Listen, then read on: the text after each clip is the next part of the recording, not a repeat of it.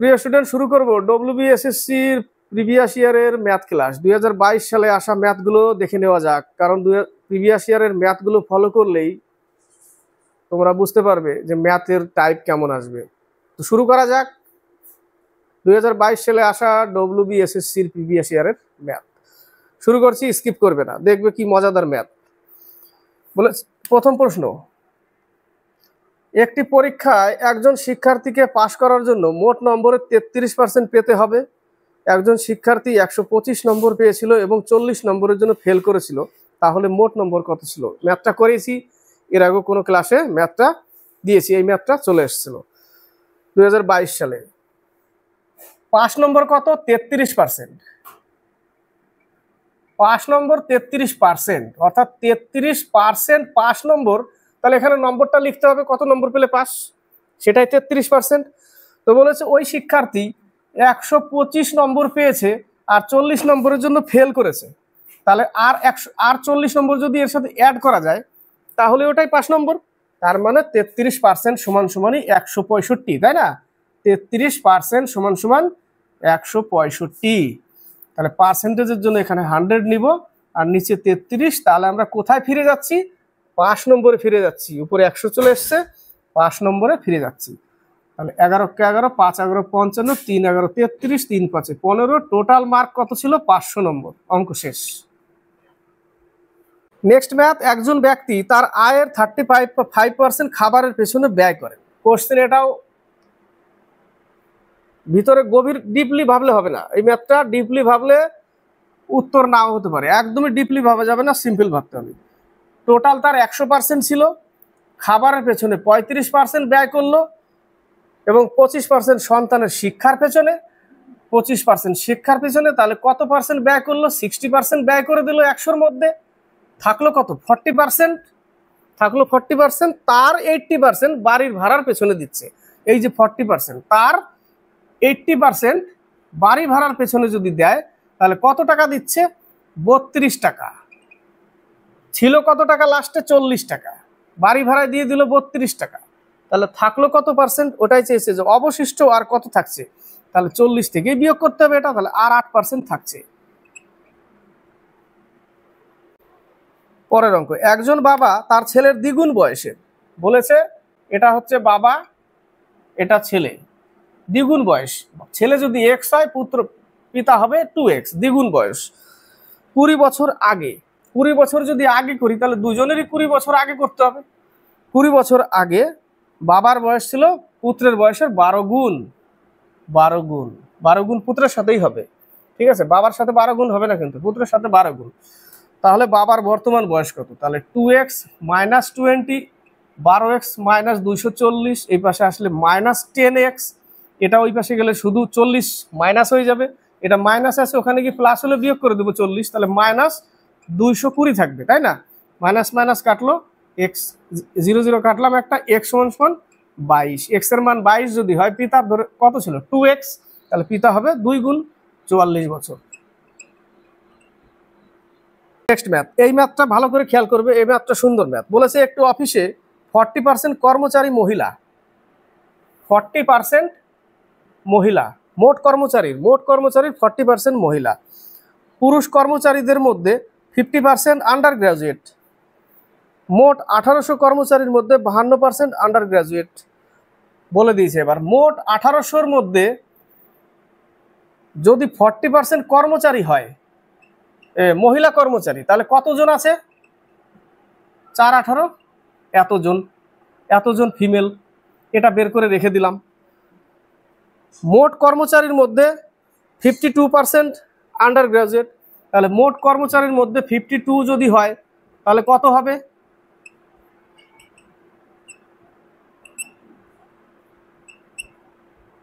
936 জন। 936 জন কি? মোট কর্মচারীর মধ্যে 936 জন আন্ডার গ্রাজুয়েট। 936 জন। মোট কর্মচারী কত? 1800 জন। তার মধ্যে 936 জন যদি আন্ডার গ্রাজুয়েট হয় তাহলে 936 পরে আসছি। পুরুষ কর্মচারীদের মধ্যে 50% আন্ডার গ্রাজুয়েট। আমি 720 জন এখানে বের করেছিলাম মহিলা, 1800 জনের মধ্যে, তাহলে 1800 জনের মধ্যে যদি 720 জন বের করি, 1080 জন কি ছিল? প্রথমের লাইনে 1080 জন কি ছিল?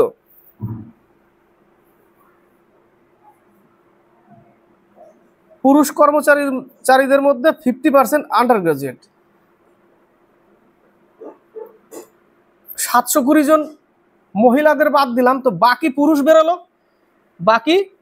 বেরোলো, তো পুরুষের মধ্যে 50% আন্ডার গ্রাজুয়েট। পুরুষের যদি 50% করি, তার মানে কি এর অর্ধেক 540 জন আন্ডার গ্রাজুয়েট, 540 জন, ঠিক আছে। 540 জন যদি আন্ডার গ্রাজুয়েট হয় পুরুষদের মধ্যে, তাহলে আর 540 জন আলাদা থাকলো। তো শেষে বলেছে তাহলে আন্ডার গ্রাজুয়েট মহিলা কর্মচারীর সংখ্যা কত? এতজন যদি মহিলা হয় আর 52% যদি আন্ডার গ্রাজুয়েট হয়, 52% কতজন হয়েছিল টোটালে? 936 জন। 936 জন যদি আন্ডার গ্রাজুয়েট হয়, 936 জন আন্ডার গ্রাজুয়েট টোটালের মধ্যে, তার মধ্যে পুরুষ 540 জন যদি আন্ডার গ্রাজুয়েট হয়, তাহলে 540 যদি আমি বিয়োগ করে দিই,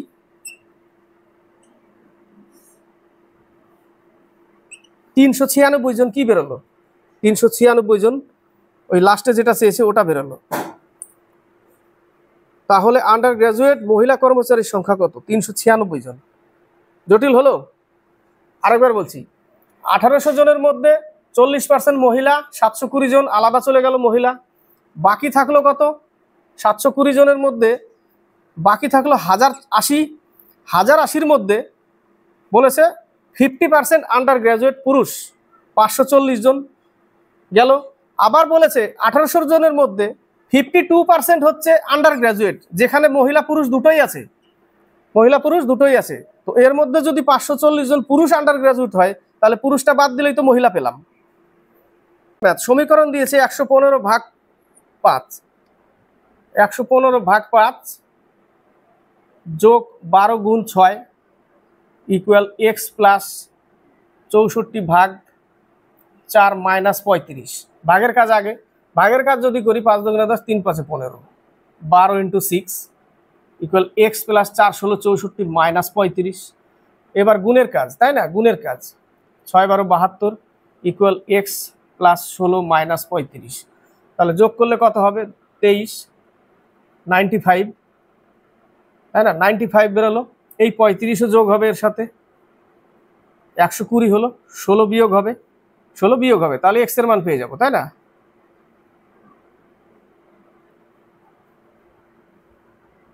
সরি 13 হবে এই জায়গাটা, 114, x এর মান 100। নেক্সট অঙ্ক, এই অঙ্কটাও করেছি আমরা, এই অঙ্কটা এসেছিল 2022 সালে।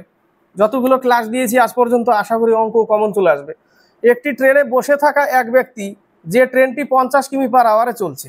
এই একটা ট্রেন, এখানে একটা ম্যান বসে আছে, সেই ট্রেনটা 50 কিমি/আওয়ারে চলছে। দেখতে পাই যে, কে দেখছে? ব্যক্তিটা দেখছে, বসে থাকা ব্যক্তি দেখছে যে একটি মালবাহী ট্রেন বিপরীত দিকে চলতে থাকা অবস্থায়, বিপরীত দিক থেকে আসছে, এ যাচ্ছে এদিকে, যে ট্রেনটা 50 কিমি/আওয়ারে এটা যাচ্ছে, এদিক থেকে একটা ট্রেন আসছে বিপরীত দিক থেকে অবস্থায়, তাকে অতিক্রম করছে, মানে ব্যক্তিটাকে অতিক্রম করছে এই মালবাহী ট্রেন। তার স্পিড কিন্তু জানা নাই, তার স্পিড x কিমি/আওয়ার। তাকে 9 সেকেন্ডে পার করছে। 9 সেকেন্ডে পার করা মানে ট্রেন তার নিজের দৈর্ঘ্য পার করা, এই ব্যক্তিটাকে পার করছে জাস্ট, তাহলে ট্রেন তার নিজের দৈর্ঘ্য পার করছে। যদি মালবাহী ট্রেনটির দৈর্ঘ্য 280 মিটার হয়, অর্থাৎ এই 280 মিটারই পার করছে 9 সেকেন্ডে ব্যক্তিটাকে, তাহলে মিটার পার সেকেন্ড, স্পিড আছে মিটার পার সেকেন্ড, কিন্তু এদিকে দিয়েছে একে কিমি/আওয়ার আর এদিকেও কিমি/আওয়ার। তাহলে বিপরীত স্পিড আমরা কি করি? যোগ করি। তাহলে 50 + x যোগ করলাম, দূরত্ব বাই সময় সমান সমান স্পিড, কিন্তু এটা আছে মিটার পার সেকেন্ডে। একে আমরা কি করব? 18/5 দিয়ে গুণ করলেই কিমি/আওয়ার হয়ে গেল। ক্লিয়ার?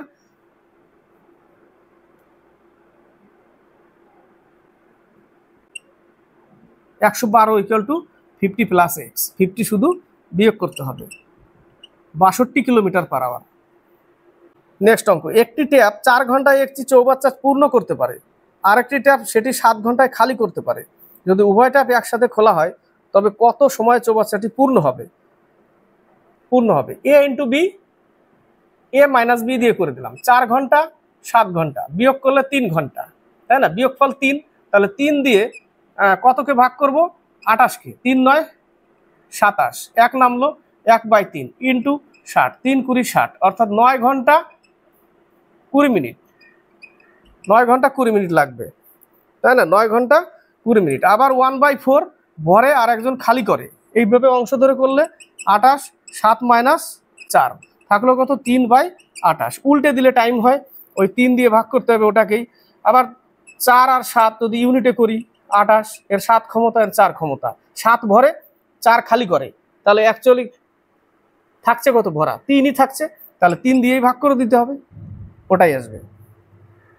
একটি কলেজে 185 জন শিক্ষক, 185 জন শিক্ষক, এটা টিচার, এবং 5550 জন ছাত্র রয়েছে। 5550 জন ছাত্র, তাহলে শিক্ষক ছাত্র অনুপাত কত? অনুপাত, তাহলে 3 5 15, 5 7 35, এত। কাটাকাটি করতে হবে, এটা কাটাকাটি করলে একে দেখো 30 দিয়ে গুণ করলে এত হয়ে যায়। 3 দিয়ে যদি 37-এর সাথে গুণ করে দিই তাহলে 111, অর্থাৎ এখানে 30 হবে, আর এখানে 37 1 37, 1:30। পরের ম্যাথ বলেছে 7500-র উপর 4% বার্ষিক হারে 2 বছরের জন্য যৌগিক সুদ কত হবে? যৌগিক, কম্পাউন্ড ইন্টারেস্ট, যৌগিক সুদ, চক্রবৃদ্ধি, যদি তা বার্ষিকভাবে চক্রবৃদ্ধি হয় কত টাকা? 7500 টাকা। কত পার্সেন্ট? 4%। তাহলে আমরা কিভাবে করব? 1/25 কাটলে 1/25, অর্থাৎ 25 টাকা আসল, আর 25 আর 1 26, 26 টাকা সুদ আসল। কত বছরের বলেছে? 2 বছরের। তাহলে 2 বছরের করলে স্কোয়ার করতে হবে। 25 25 625, 625, আর 26-এর হচ্ছে 676। আসল এত হলো এখন, কিন্তু আসল তো আমাকে 7500 করতে হবে, তাহলে এর সাথে যদি আমি 12 গুণ করি তাহলে 7500 হবে, তাহলে এর সাথেও 12 গুণ করতে হবে, তাহলে এর সাথে 12 গুণ করলে কত হবে?